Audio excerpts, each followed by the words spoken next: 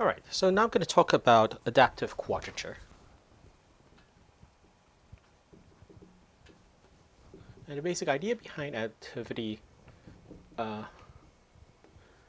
is to try to exploit error estimators in such a way that we can concentrate the computational effort in regions which will contribute the most to the accuracy of the result, while minimizing the computational effort in regions where it doesn't really help. Okay, so adaptivity sort of leverages sort of error estimators sort of to sort of achieve sort of the desired level of accuracy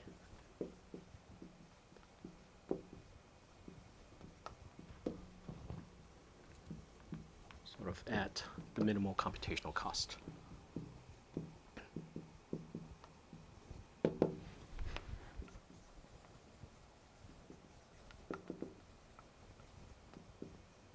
Okay, all right, so and again, it's like in this context, we're trying to approximate a definite integral. And so let's say that we're given a function f of x, an interval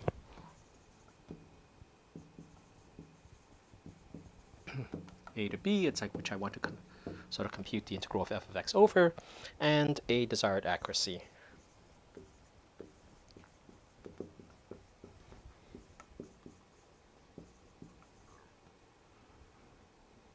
Sort of epsilon, okay, and I want the to construct a computable approximation of the integral of f of x over the interval a to b. It's like so that the error which I make is within epsilon of the true value. Okay, so we start with Simpsons rule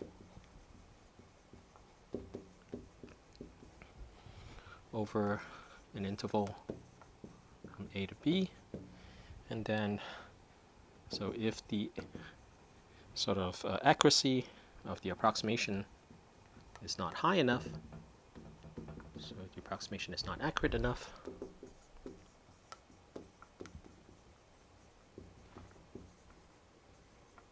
right, we subdivide the interval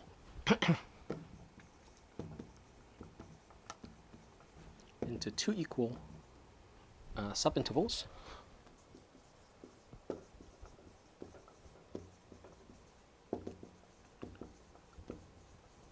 And then we apply Simpsons rule again.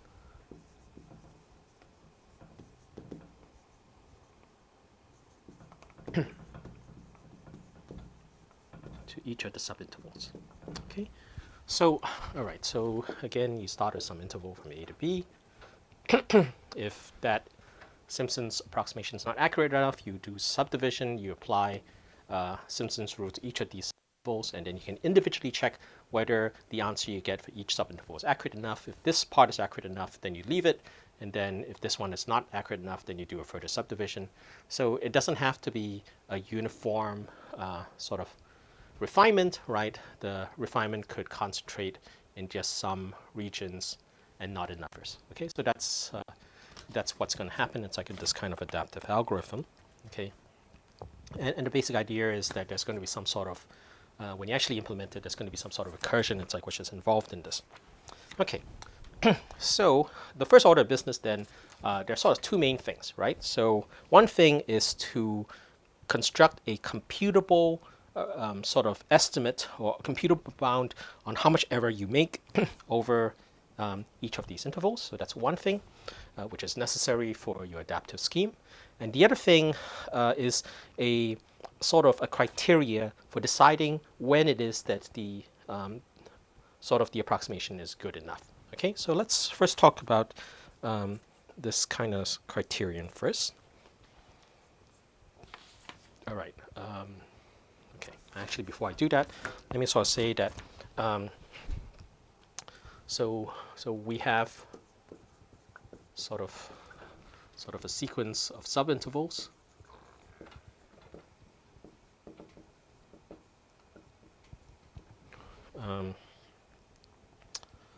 right, which I denote by sort of x0, x1, all the way up to xn minus 1, xn. So there are n of these subintervals, right, with quadrature approximations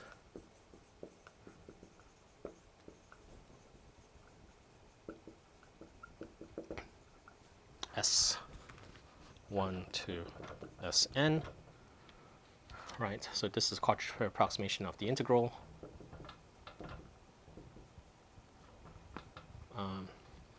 Of f over the subintervals.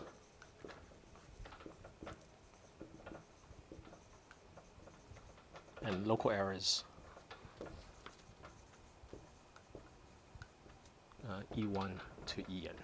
Okay, so what I mean by this is the following.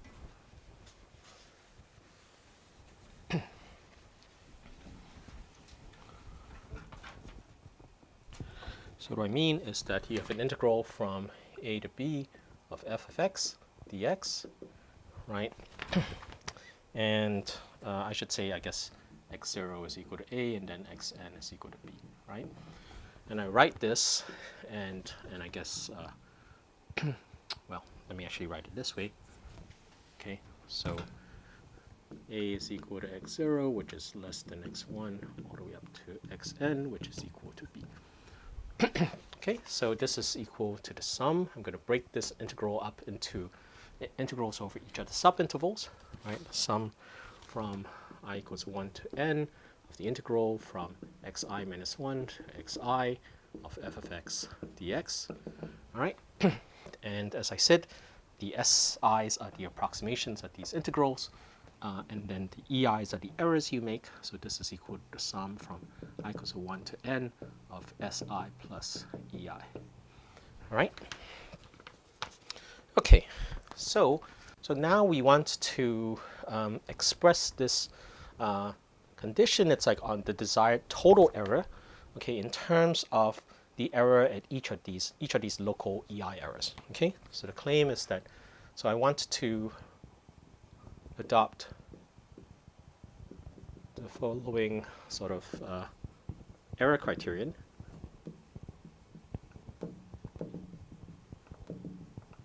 Okay, that I want the absolute value, the ei, to be less than equal to epsilon times some fraction, it's like, which tells me how much the length of the interval relative to the length of the entire interval from a to b. Okay, so this is xi minus 1, right, divided by b minus a. So in some sense, what we're saying is that, you know, depending, so if you have this interval from a to b, and you have something xi minus 1 and xi, then I'm looking at this length versus this length, and I'm looking at the fraction of this over this, and this is how much error I'm allowing myself to have when I replace the integral from xi minus 1 to xi with this quadrature approximation. Okay, so the advantage of an error estimator like this is that, you know, if I, you know, it's like if I satisfy this condition, then it doesn't matter what happens anywhere else, right? It's like that will always be satisfied, and you know, so once it's satisfied, I can just leave it, and then the parts which are not satisfied, I can keep subdividing to get a better and better estimate, right? So this has the advantage that it's somehow insensitive to what's happening. It's like on the rest of the domain from a to b, and so it's a very nice localized type estimator. So let's see whether that gives you what you need, right? So so you know that the error you make by replacing, so the integral from a to b of f of x dx minus the sum I equals 1 to n of si, which is the computable approximation, the absolute value of that, right, is equal to the absolute value from I equals 1 to n of ei. That just follows from this equation which we have here, right? And this, by the triangle inequality, is less than equal to the sum from I equals 1 to n of the absolute value of the ei's. All right? So, but we have a criterion like this. We want each of these intervals to satisfy this condition. Okay, and so the point is that if it happens that you satisfy this condition, we want to be able to show that the total error you make, right, is bounded from above by epsilon, which is the error tolerance which we are prescribing. Okay, so that's okay. So we have this, all right, and then I can substitute this bound. It's like on the error, right? So this is less than equal to epsilon over b minus a times the sum I equals to 1 to n of xi minus 1. So this is telescoping, obviously, and you know that xn is b and x0 is a. So this is equal to epsilon over b minus a times b minus a. Right, so this is a telescoping series. All the internal terms vanish. The only thing which is left is xn minus x0, which is b minus a. Okay, so that's equal to epsilon. So this is telling you that if I impose this condition locally for every interval, right, then I have a bound. It's like on the error, which is introduced by replacing the exact integral by the sum of the contributions of each of these quadrature formulas, which is, of course, the computable approximation of this integral, right? All right, so that's great. It does. So if you can do this, it's like that it does what you want it to do. All right, so the art now is to figure out how to estimate this error term. Okay. So there are sort of two parts to it. So first, let's consider an interval.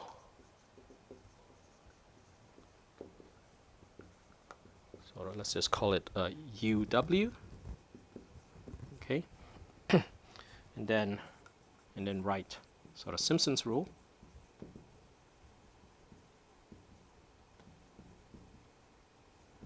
Okay, so that's saying that the integral from u to w of f of x dx is equal to w minus u over 6 f of u plus 4 times f of u plus w over 2 plus f of w. This is just Simpsons rule applied to the interval from u to w, right? And then there's an error term minus 1 over 90 w minus u over 2 to the 5th power, the 4th derivative of f at some point here. And so I'm going to define this to be s of uw, right? This term here, which is Simpsons rule applied to the interval u to w, minus 1 over 90 w minus u over 2 to the 5th power f to the 4th derivative of f at some point in the interval from u to w. Okay, so that's just the usual Simpsons rule error estimate. Okay, and then I can look at what happens if I subdivide this interval into two equal subintervals. So I subdivide uw equally into uv and vw, and then apply Simpsons to each of these.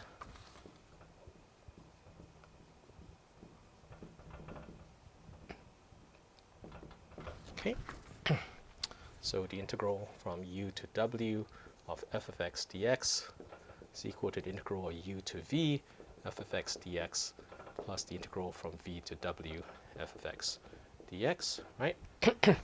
So this is equal then to the Simpsons approximation, which I'm just going to write as SUV, right? So this thing here is, so this is just Simpsons, but with those endpoints, okay? Minus the error term, 1 over 90, v minus u over 2 to the 5th power, 4th derivative of f at some unknown point, cos c prime, right? Plus svw, and then an error term, 1 over 90, w minus v over 2 to the 5th power, 4th derivative of f at some unknown point, cos c double prime. All right, so I'm going to I'm going to use the fact that v minus u is equal to w minus v and write it in terms of w minus u. So this is equal to, let me just write it here, this is equal to SUV plus SVW minus 1 over 90.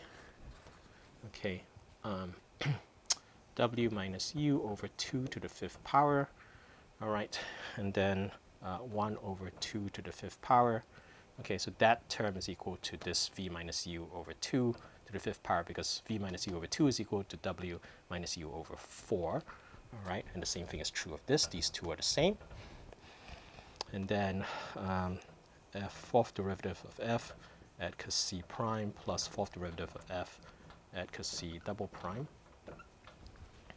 Okay, and then so I'm going to use the mean value theorem, okay, to replace this average, or 1/2 of the sum of these things, with the derivative at some other point, right? So this is SUV plus SVW minus 1 over 90, W minus U over 2 to the 5th power, 1 over 4, F, fourth derivative of F at cos C. Okay, so with the property that cos C prime is in the interval from U to V, cos C double prime is in the interval from V to W, and cos C is in the interval from U to W. Okay, all right. I'm sorry, that's not 1 over 4, it's 1 over 2 to the 4th power. Okay, 2 to the 4. Yes. Okay. So we're almost in business, because now we have two ways of writing down an integral from U to V of f, right? This way and this way. And essentially what's going to happen in order to make this computable is we're going to essentially assume that the interval, it's like it's small enough that the fourth derivative of f is almost constant, okay? So in which case this term is like this term, and then through an appropriate multiple of appropriate combination of these two equations, we'll be able to eliminate this fourth derivative of f. So it's a little bit like what one does. It's like, again, with Richardson extrapolation, we're trying to take some appropriate combination of approximations so that we can cancel out some leading order error term. Okay, so that's what's going to happen here. All right.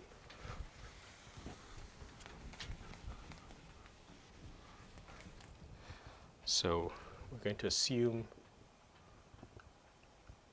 that the interval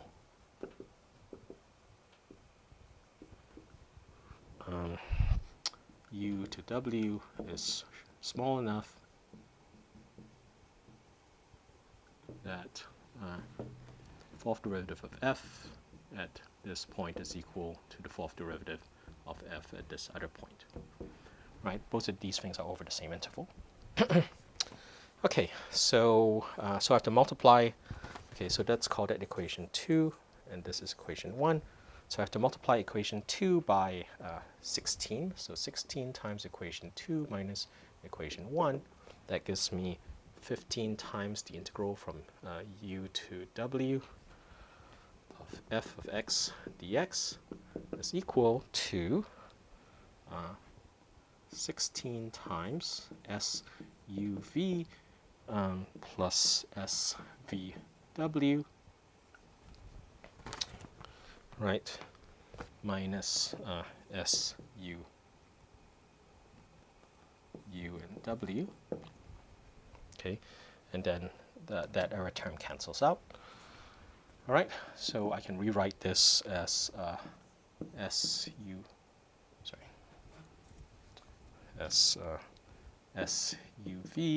plus SVW, right, which is sort of essentially the composite trapezoidal rule with two subintervals, right, minus or plus 1 over 15, okay, SUV plus SVW minus SUW.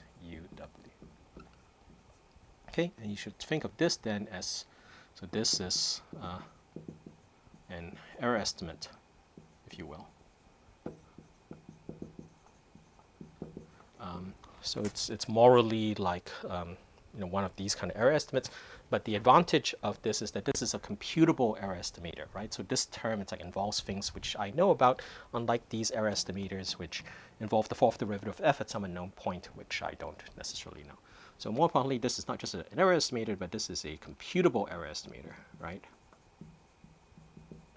So I can then use this to fuel my, so I should think of this as being an estimate for epsilon, EI, right? And then I can use the condition, it's like which I had before, that EI has to be less than the appropriate fraction of epsilon, which is my error tolerance. And if this thing is larger than what I would like it to be, then I would further subdivide, if you will. Okay, so with that in mind, it's like you now have everything you need. You have some sort of termination condition or refinement condition, which decides whether or not what you've computed so far is accurate enough. And if it's not accurate enough, you want to refine, subdivide, you want to get a better, more accurate answer. And then you have a way of computing that error estimator, which doesn't involve unknown things. So this is a known quantity. You can compute the answer you get. It's like by doing sort of composite Simpsons rule versus just using the regular Simpsons rule. And you look at the difference, and that gives you an estimate for the error which you're making. Okay? So that's basically what I wanted to say. And then it's like in the next lecture, I will actually write down the pseudocode for applying this adaptive quadrature rule. So let me just stop here for now.